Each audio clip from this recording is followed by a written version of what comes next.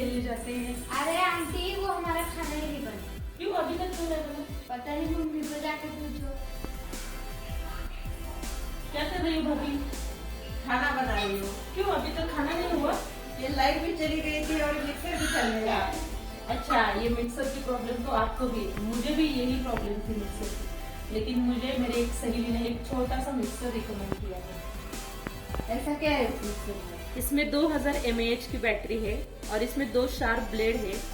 एक बार हमें उसने चार्ज किया तो 30 दिन तक वो अच्छी तरह से चलता है और ये हमारे लिए एक कॉम्पैक्ट सोल्यूशन है।